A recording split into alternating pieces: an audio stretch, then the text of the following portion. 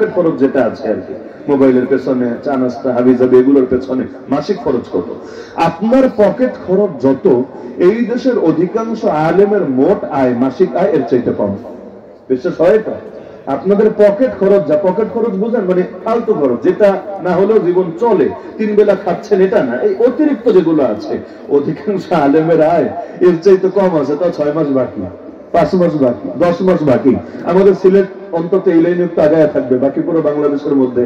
আমি আত্মসমালোচনা হিসেবে বলছি, মানে বাকির হার, মানে বেতন এবং ওজিফা এমনি পরিমাণ যা আছে, তার মধ্যে বাকি আছে কি পরিমাণ, এটা যদি পুরো বাংলাদেশে একটা জরিপ করা হয়, আমাদের সিলেটে আল্লাহ মাল কম দেয়, কিন্তু এই ক্ষেত্রে মোটামুটি একটা সিরিয়ালে আছে এবং মাহফিল গুলোতে অন্তত উপকারটা হচ্ছে। ব্যক্তিগতভাবে আমিও মাদ্রাসার মাহফিলকে প্রাধান্য দিই অন্তত এই কারণে, যে অন্তত এক মাহফিলের উসিলায় হলে উস্তাদদের একটু খেদমত হোক। কারণ নিজের পক্ষে তো সম্ভব না প্রতিটা মাদ্রাসায় গিয়ে পকেট থেকে 10 লাখ 20 লাখ 50,000 10,000 দিয়ে আসা, কিন্তু অন্তত এক মাহফিলের উসিলায় উস্তাদদের বেতনটা ক্লিয়ার হোক, মাহফিলের উসিলায় অন্তত মাদ্রাসার একটু ঘর হোক, হয় আলহামদুলিল্লাহ। অনেক জায়গায় এমন পুরো বছর জুড়ে ঋণ হয় 8 লাখ 10 লাখ 15 লাখ, এক মাহফিলের উসিলায় অধিকাংশ বা অনেক ক্ষেত্রে মোটামুটি উল্লেখযোগ্য একটা অংশ আলহামদুলিল্লাহ ক্লিয়ার হয়। তো সুতরাং এই মাহফিলগুলোতে, মাদ্রাসাগুলোতে আমি মনে করি যে এখানে মানুষ যত বেশি টাকাই দেখ লস নাই, লস নাই। কেন লস নাই?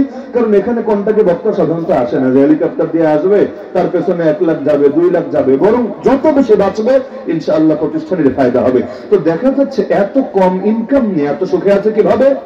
অধিকাংশেরই মুখ থেকে জবাব আসবে যে আল্লাহ তাআলা আমাকে অল্প তুষ্টি দিয়েছেন, আমার পরিবারকে অল্প তুষ্টি দিয়েছেন।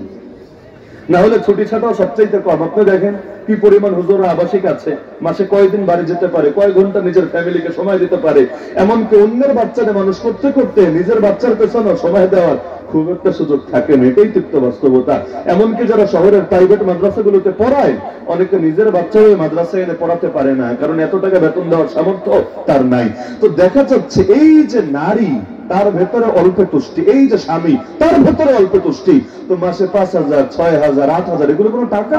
কিন্তু এগুলো দিয়ে আলহামদুলিল্লাহ হাসি মুখে একটা জীবন কাটায় দিচ্ছে। এখান থেকে কি মনে হয় না যে নেককার নারী আসলে আল্লাহর পক্ষ থেকে বিশাল এক রহমত, যার চাইতে বড় কোনো রহমত হতেই পারে না? অথচ কত মানুষ চুরি করতে বাধ্য হয় নারীর কারণে, কত মানুষ দুর্নীতি করতে বাধ্য হয় নারীর কারণে, কত মানুষ ঘুষে জড়াতে সুদে জড়াতে বাধ্য হয় নারীর কারণে। এমন কত যুবক আছে মুখে দাড়িও রাখতে পারে না নারীর কারণে। ডাইরেক্ট বলে যে যদি দাড়িওয়ালাই তুমি হও তাহলে তো মোল্লাই বিয়া করলে পারতাম, তাহলে তোমার মতো কিউটের ডিব্বা কেন বিয়া করলাম? বিয়া করলাম তোমার স্মার্ট দেখা, আর এখন তুমি খ্যাত হবা, এটা তো মানা যায় না। কি পরিমাণ নিকৃষ্ট মানসিকতা যে এক একটা ঘরে গিয়ে ঢুকেছে। আর এমন এক জামানায় আমরা চলে এসেছি। ওই শাহেখ মুশতাকুর নবী হাফিজাহুল্লাহ তো মাঝে মাঝে কথাটা বলেন, আমি আমার দাবি নাই করলাম, ওনারটাই শুধু কোট করলাম, উদ্ধৃতি করলাম, যে এখন তো অ্যান্ড্রয়েড মোবাইল তো ব্যাপক জিনিস, স্বাভাবিক জিনিস, মানে এটাকে এখন আর কোনো দোষের বিষয়ে মনে করা হয় না, বা আসলে করার সুযোগও নাই। কিন্তু দেখা যাচ্ছে যে বিয়ে করেছে, বিয়ের পর জামাই একটা গিফট হাদিয়া দিল স্ত্রীকে, অ্যান্ড্রয়েড মোবাইল। তিনি বলুন যে স্ত্রীর হাতে স্মার্টফোন দেওয়া মানে তার ঘরে পরপুরুষের অ্যাক্সেস দেওয়া। কেন? এটা কেউ দাবি করতে পারবে না যে প্রতিটা মেয়ে স্মার্টফোন পেলে খারাপ পথে পা বাড়াবে, কিন্তু এই দাবি তো সবাই করতে বাধ্য। অবশ্যই ফিতনার একটা আশঙ্কা তৈরি হয়েছে, বিশেষ করে যারা আগে মোবাইল টোবাইল চালায়নি, নতুন পেয়েছে। নতুন পেলে ফিতনার আশঙ্কা বেশি থাকে। যে কোনো জিনিস, আপনি আগে গরিব ছিলেন, হঠাৎ করে কোটি টাকা পেয়েছেন, আপনি ভালো থাকবেন এই সম্ভাবনা কম আছে। ওই বাচ্চাদেরকে বেশি টাকা দেয় না মানুষ, কেন দেয় না? যে হঠাৎ করে এত টাকা নিলে মানে ব্যয় করবে কোথায়, এটাই তো খুঁজে পাবে না। এই বাংলাদেশের লটারিতে পুরস্কার জিতে পরে খারাপ পথে গিয়েছে এমন লোকের অভাব নাই। অথবা হঠাৎ করে কোনো জায়গায় সে তার কপাল খুলে গেছে, খেলোয়াড় হয়ে গেছে, গায়ক হয়ে গেছে, অথবা নায়ক হয়ে গেছে, নায়িকা হয়েছে, এরপর এখন মদে জড়িয়েছে, জুয়ায় জড়িয়েছে, বিভিন্ন অপকর্মে জড়িয়েছে, এমন লোকের সাক্ষাৎকারও দেখবেন বলে আসলে আমার মতো একজন মানুষ এত কোটি টাকা পেলে কি করবে, টাকা রাখার জায়গা নাই, কি রেখে কি করবে? তো টাকাই অর্থই অনর্থের মূল হয়ে যাচ্ছে। তো দেখা যায় যারা আগ থেকে একটা পরিবেশ অভ্যস্ত, এদের জন্য এটাতে ম্যাচ খাওয়া সহজ। হঠাৎ করে একটা মোবাইল পেলো, নতুন একটা ফেসবুক অ্যাকাউন্ট খুললো, একটা ইমো, একটা হোয়াটসঅ্যাপ, তো কি করবে? এই বাংলাদেশে যখন নতুন হোয়াটসঅ্যাপ নতুন ফেসবুক এসেছে, আপনারা কি করেছেন? কোনো প্রয়োজন নাই, দেখি তো কেমনে চ্যাট করে, হাই দোস্ত, হ্যালো, কি করো, কেমন আছো, কোনো প্রয়োজন নাই। মানে এগুলো একটু শেখার জন্য, একটু না করলে ভাল লাগে না। তো দেখা যায় এমনই ছিল বিষয়গুলো। তো নতুন করে চালাতে চালাতে চালাতে তার মন যে অন্য কোনো দিকে ঘুষবে না এর কি গ্যারান্টি আছে? আর প্রেম হলো ফ্যান্টাসি, বিয়ে হলো বাস্তবতা। বিয়ের পরে একটা বাস্তব জীবন সামনে আসে, আর বিয়ে ছাড়া যা কিছু আছে যত হারাম রিলেশন, এখানে ফ্যান্টাসি চলে, ফ্যান্টাসি। তো ফ্যান্টাসির জীবনটা বেশি উপভোগ্য হয়, আর বাস্তবতা যে কারো কাছে একটু জটিল হয়, একটু কঠিন হয়। এজন্য কত পুরুষ এমন ঘরের মধ্যে কাচ্চি বিরিয়ানি রেখে বাইরে গিয়ে পান্তা ভাত খায়। এটা একটা উদাহরণ, যে বোঝার বুঝেছেন, যে বোঝেন নাই বোঝেন নাই। ঘরের মধ্যে কাচ্চি বিরিয়ানি রেখে বাইরে গিয়ে পান্তা ভাত খায়। এই পরকীয়া জড়ানোর অন্যতম মানসিকতা হলো যে বিয়ের বাস্তবতা তার ভেতর থেকে আস্তে আস্তে হালালের স্বাদ ধীরে ধীরে কমেছে, হারামের স্বাদ বেড়েছে।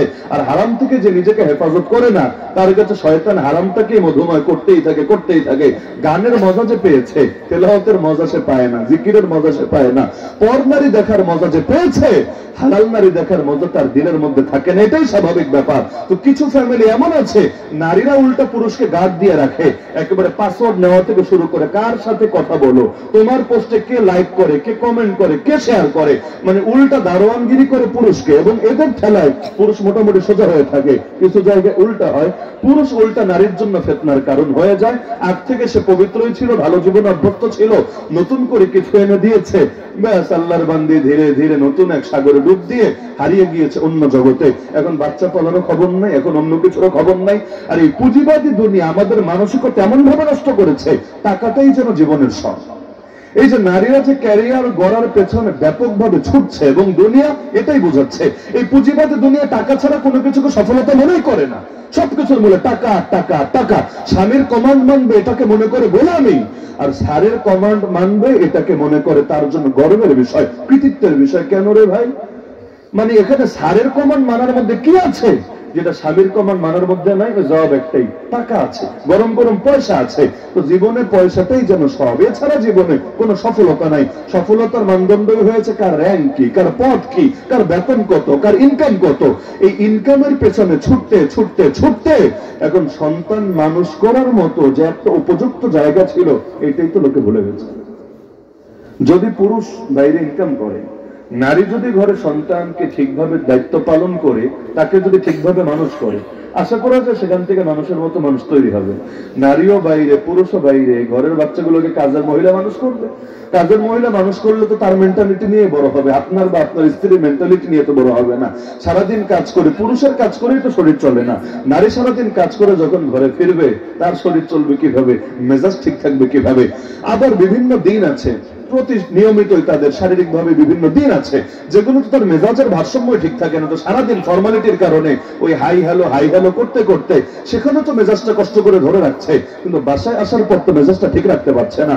সবকিছুর কারণে যত দিন যাচ্ছে ফিতনার পরিবেশে শুধু ব্যাপক হচ্ছে, ভালো কিছু তৈরি হচ্ছে না।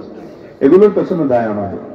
এখনো পর্যন্ত যদি এই যে আমি দুইটা শ্রেণীর কথা বললাম, তারুণ্যকে না বাঁচাতে পারেন আর নারীদেরকে হেফাজত করতে না পারেন, আগামীর বাংলাদেশ যে কোথায় যাবে এটা নিয়ে এখনই চিন্তা করতে হবে। এখনো যদি দিন কায়েমের কথা বলা হয়, আমার ব্যক্তিগত জরিপ বলে, ভুল হতে পারে এটা, আমার ব্যক্তিগত জরিপ বলে, দিন কায়েমের আওয়াজ যদি আমরা তুলি, সংখ্যা হিসেবে বিবেচনা করলে অধিকাংশ নারী এর বিরোধিতা করবে। বিশ্বাস হয় এটা? দিন কায়েমের কথা যদি বলে, অধিকাংশ নারী বিরোধিতা করবে। এখন ইসলামী বিভিন্ন নেতাকে সাক্ষাৎকারে নিয়ে, টকশোতে নিয়ে প্রশ্ন করে, আচ্ছা আপনারা যদি ক্ষমতায় আসেন, আমাদের কি টিভি প্রোগ্রাম করা বন্ধ করে দিবেন, সাংবাদিকতা করা বন্ধ করে দিবেন, নারীদেরকে নিয়ে নিয়ে কি আফগানিস্তানের মতো ঘরে ঢুকায় রাখবেন, গর্তে ঢুকায় রাখবেন? আতঙ্ক, চেহারে আতঙ্কের ছাপ নিয়ে ইসলামী নেতারা আপনারা কি করবেন? আপনারা আসেন তো আমাদের বিরাট লস হবে। তাহলে কি করতে হবে? মানে আপনারা যদি না আসেন আমাদের বিরাট লাভ হবে। কেন যেন মানে দুনিয়ার মানুষের মাথায় এটা ঢুকিয়ে গিয়েছে, নারী উন্নত হতে চাইলে ইসলামরে মাইনাস করে চলতে হবে, তাহলে নারীর উন্নয়ন হবে, উন্নতি হবে। উন্নয়নের মানদণ্ড কি? সে বড় ক্ষমতা পাবে, বড় পয়সা পাবে, বড় লিডার হবে, বড় এই হবে, বড় সেই হবে। আর পিছিয়ে থাকার মানদণ্ড কি? তার ঘর থেকে জামানা সালাহুদ্দিন তৈরি হবে, তারেক বিন জিয়াদ তৈরি হবে, মোহাম্মদ বিন কাসিম তৈরি হবে। প্রতিটা পুরুষ সফল যারা হয়েছে তাদের পেছনে কোনো না কোনো নারীর অবদানিত আছে। পুরুষটা আসমান থেকে নাজিল হয় নাই, কোনো না কোনো মাই তো তাকে বড় করে তুলেছে। ইমাম বুখারীকে চিনলেন, তার মাকে চিনলেন না, আপনি ইতিহাস সম্পর্কে কিছুই তো জানলেন না। আমরাও যারা আল্লাহ তাআলা একটা পর্যায় পর্যন্ত এনেছে, ছোটবেলায় মায়েরা যে শিক্ষা ভেতরে বসিয়েছে, যে কোরবানি তারা দিয়েছে, যে তারবিয়াত তারা করেছে, এর ফল হিসেবেই তো আল্লাহ তাআলা এটা দিয়েছে। এখন যত দিন যাচ্ছে এই দিনকে দিন কিন্তু পরিস্থিতিটা একটু ভিন্নতর হচ্ছে। এই পশ্চিমা বিশ্বের মোড়কে ওদের যে ডায়লগ গুলো আছে সবগুলো বেশি যুবকদের তুলনায় যুবতীরাই খাচ্ছে। এমনটা হচ্ছে নাকি হচ্ছে না? আর কলেজ ভার্সিটি এক একটা হয়ে গেছে পশ্চিমা বিশ্বের দালাল গড়ার প্রজনন কেন্দ্র। কেমন যেন মানে ব্রিটিশ